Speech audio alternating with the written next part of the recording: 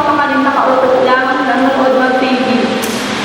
Wala siyang ginawa kundi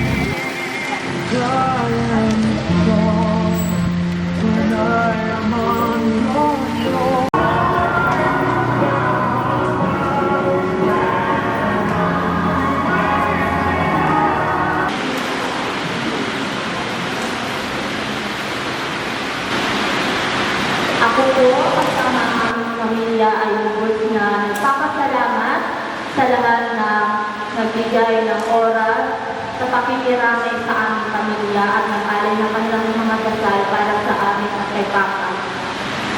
Ang aking ama ay isang masipag, mapagmahal, at madaling lapitan na tao. Parang siyang politician kasi kahit walang-wala siya, kapag may lumapit, kaya niyang gawa ng paraan kahit walang magara para sa kanya. Siya ay masipag. Kaya niyang gumawa ng paraan lahat. Ginagawa niya para mag-provide para sa aming pamilya. Marami siyang ginagawa sa bukid, sa gabi, minsan siya ay nasa dagat. Parang hindi nga siya natutulog.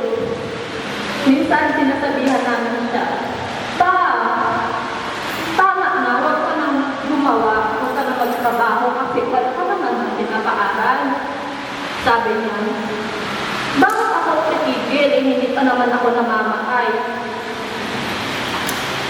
Marami siyang plano. Hindi siya nauubusan araw-araw. Hindi siya mapakali sa bahay. Hindi siya mapakaling nakautot lang, nanonood mag-TV. Wala siyang ginawa kundi magdamag, pumunta sa bukid, tingnan ng bangka.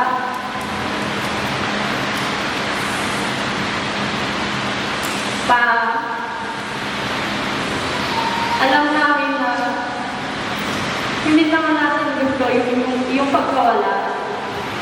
Pero siguro, yun na yung way illegal para makasama ka niya. Pag mo nakalalahan si Mama at kami, dahil kaya naman namin yung mga sarili namin. Kaya namin gabayan si Mama, kasama mo, o gabayan mo siya, titingnan mo kami lahat. Salamat. Kasi hindi ka nagsawang magbigay ng payo sa amin. Kahit minsan nagulog kami. Salamat sa lahat. Mahal na mahal ka namin. Kahit minsan hindi mo kami maintindihan at hindi ka rin namin maintindihan. Siyempre gusto mo, lagi mo sinasabi sa amin, pag may pagtitipon tayo, mag-reunion naman tayo. Kahit ako na ang bahala sa lahat, basta kayo ay pumunta lang. Pero hindi naman namin inaasahan sa ganito pala tayo lahat magkikita. Gusto niya kasi palagi masaya. Ang nakikita yung lahat ng mga kamag-anak niya.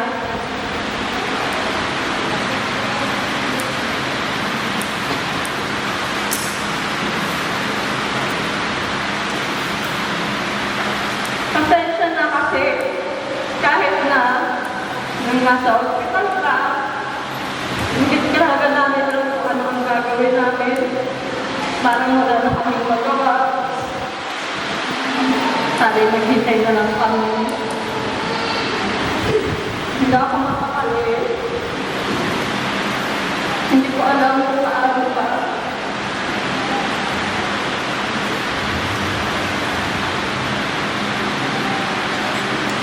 Basta, lagi magkatandaan na mahal ka namin, ha? Pinagpapasalamat namin na nakasama ka namin ng ganun katagal. Sana maging masaya ka sa piling ng ating buhay kapal. Sinama ko. Maraming salamat po sa lahat ng nagbigay ng oras at pamahal upang makibahagi sa muling paglalakbay ng aming mahal na Lord. Ang inyong pagdalo ay nagbigay ng malaking gaan ng loob at inspirasyon sa aming pamilya, lalo sa ngayong panahon ng kalungkutan. Hindi namin malilimutan ang inyong suporta, pagmamahal, dasal, at pagbigay ng pinansyal upang maihatid sa balikatuan ang aming mahal na Lord. Tayo, hindi ka po namin makakaraman. Ang iyong pagmamahal, kabaitan, mga aral, ay mananatiling buhay sa aming mga puso. Salamat sa lahat ng mga alaala, pagmamahal, suporta na ibinigay mo sa amin, lalong-lalo po sa akin. Naalala ko pa noon tayo, simula nung bata pa kami, kasama ng aking mga pinsan, kapatid, lagi niyo po kami sinasama sa mga burol ng parte, malayo man ang malapit nating kamag-anak at kaibigan. Lagi tayo nag-prepare one day or 2 days before. Pero itong pangyayari na ito ay hindi namin inaasahan. Hindi kami nakapaghanda na ikaw na yung sunod.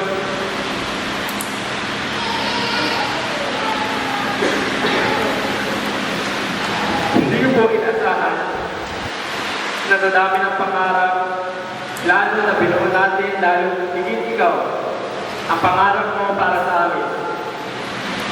Unti-unti pa lang natutupad yung ginhawa na gusto mo para sa ating pamilya. Hindi pa po natin nakakapagtay. Pero malayo pa man, malayo na rin ang ating narating. Tutuparin namin na mga apo mo, na mga anak mo, apo mo sa tuhod, at sa mga susunod na henerasyon na iniwan mo. Bagamat ito na ang huling araw na makikita ka namin kahit ikaw ay nakahiga na. Ang mga matatabis na alaala mo na iniwan sa amin at ang aral ay panghabang buhay. Tayo, yakapin mo po ang mga bituin. Kami po ay magpapatuloy sa iyong pangarap. Mahal na mahal ka po namin.